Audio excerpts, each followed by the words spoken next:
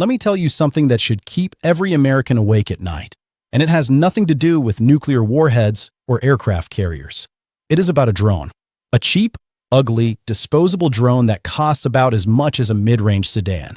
And right now, that little machine is doing more damage to American strategic dominance than anything the Pentagon has faced in decades. Because Iran figured something out. You do not beat the United States with brute force. You beat the United States with arithmetic. And the numbers are absolutely devastating.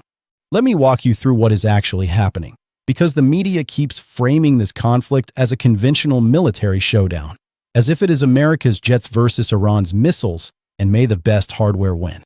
That is not the game being played. The game being played is about cost ratios, about who bleeds money faster, about who can sustain this longer before the math catches up. And on that scoreboard, the most expensive military ever assembled is losing to a country with a fraction of its budget. Start with the weapon that changed everything. The Shahed drone. It is not glamorous. It is not cutting edge. It looks like a paper airplane compared to what the US flies. But that is exactly the point. Each one costs somewhere between $35,000 and $50,000. In military spending terms, that is a rounding error.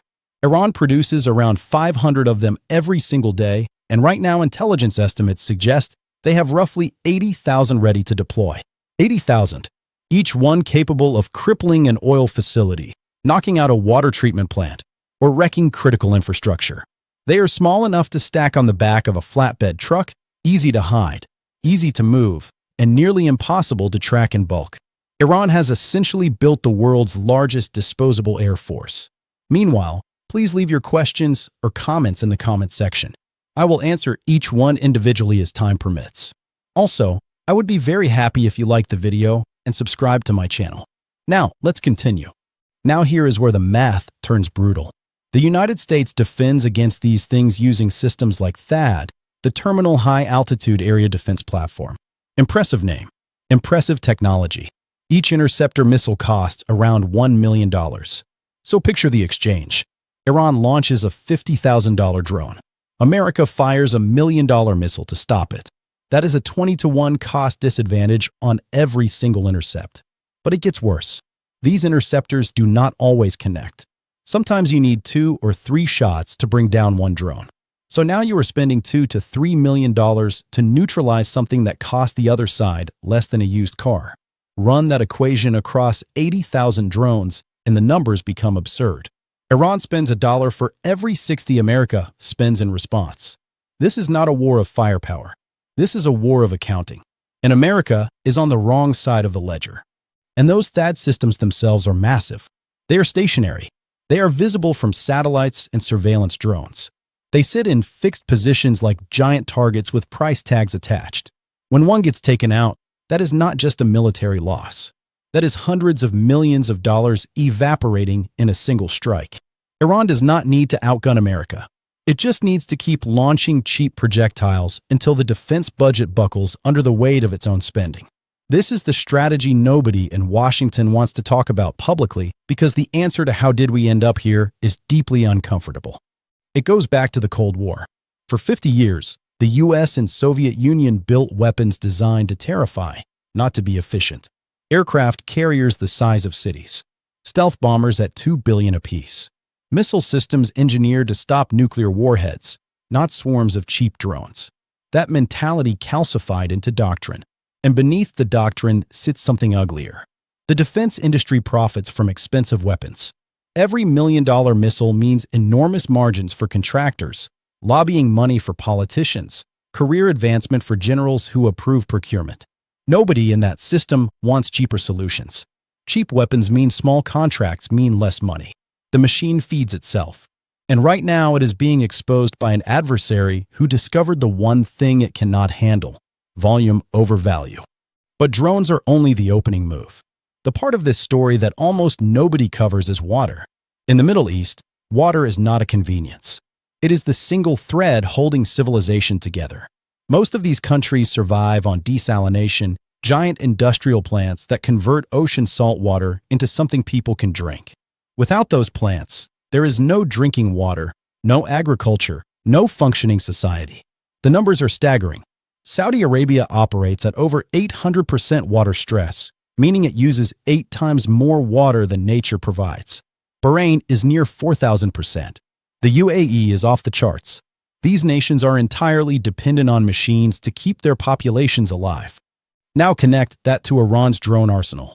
A single Shahed drone, $50,000, could knock a desalination facility offline. You do not need to invade. You do not need to engage a single soldier. You just need to break the machines that make water.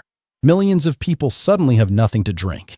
The humanitarian crisis alone would overwhelm any military response. And the countries most vulnerable to this are the exact same countries that anchor the American economic system in the region, the Gulf Cooperation Council states. Saudi Arabia, the UAE, Kuwait, Bahrain, Qatar, Oman. These are not just oil exporters. They are the financial backbone of American global power in ways most people never think about. Here is how the chain works. GCC countries sell oil priced in US dollars. That is the foundation of dollar dominance. Because oil trades in dollars, every country on earth needs to hold American currency, which keeps the dollar strong, lets America borrow cheaply, and funds the deficit spending that keeps the economy running. When GCC nations collect that revenue, they invest it heavily in the American stock market, billions flowing into U.S. equities every year, concentrated in the mega-cap tech companies driving market growth. Apple, Nvidia, Google, Microsoft, a small cluster of firms accounting for roughly a quarter of the entire market's value. Gulf sovereign wealth funds are deeply embedded in those positions. Follow the logic. If Iran destabilizes the GCC through sustained drone campaigns against oil and desalination infrastructure, the oil supply fractures. Prices spike. Petrodollars slow to a trickle. Whatever revenue GCC states generate gets redirected to defense and survival rather than American equity markets. The investment pipeline dries up. Stock valuations drop. Investor confidence cracks. The companies propping up retirement funds and index portfolios start bleeding. You do not need a recession theory.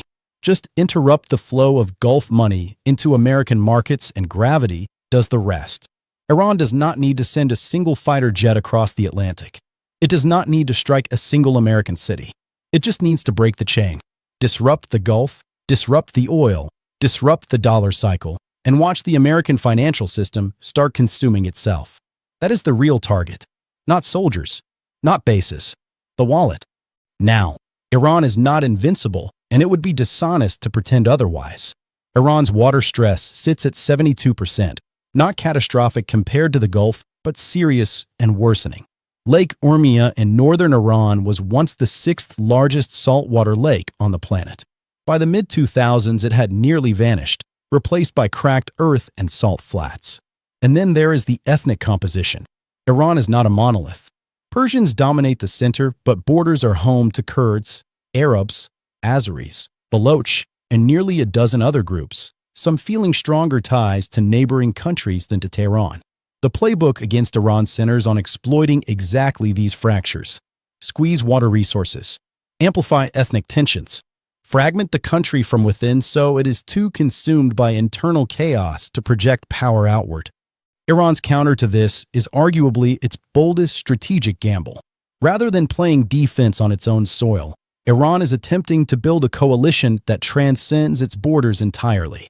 The Shia population worldwide, concentrated in Iraq, Lebanon, Bahrain, Pakistan, and pockets across the Gulf, represents a network Iran has been cultivating for decades.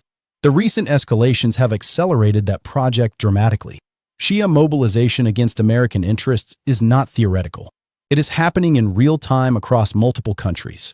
But Iran's ambition goes further than sectarian solidarity. The broader play is to position itself as the champion of Muslim self-determination against Western-backed authoritarian regimes. Most Sunni-majority countries in the region are governed by monarchs and strongmen who maintain power with American support. Their populations are restless, economically squeezed, and deeply resentful of leaders they see as puppets. Iran's message to those populations is simple. Rise up. Throw off the American-backed rulers. Join a unified Islamic world free from Western control. It is an audacious vision, something strategists have called Pax Islamica. And whether it succeeds or fails, The mere attempt reshapes the power dynamics of the entire region. So step back and look at the full board. On one side, the United States and Israel working to contain Iran through military strikes, economic pressure, and internal destabilization. Keep the Gulf states secure. Keep the oil flowing in dollars. Keep the investment pipeline feeding Wall Street. Maintain the system as it exists. On the other side, Iran leveraging cheap weapons, asymmetric economics, water vulnerabilities, and ideological mobilization to crack that system open from the outside. Two completely different theories of power colliding in real time. And the outcome does not stay contained in the Middle East. If Gulf oil infrastructure takes sustained damage, European energy market seize up because Europe pivoted away from Russian supply after Ukraine and now depends heavily on Gulf exports. If Iran falls, Russia loses its most important regional counterweight and faces the prospect of being next in line for Western pressure. China watches from the margins, structured to do business with whoever emerges, content to let its rivals exhaust each other. This is not two separate conflicts. The Middle East and Ukraine are two fronts of the same global realignment. Energy, water, currency, military spending, all of it interconnected. What happens in the Strait of Hormuz affects gas prices in Ohio. What happens to Gulf investment flows affects retirement accounts in Florida. The distance between these events and your daily life is a lot shorter than it looks.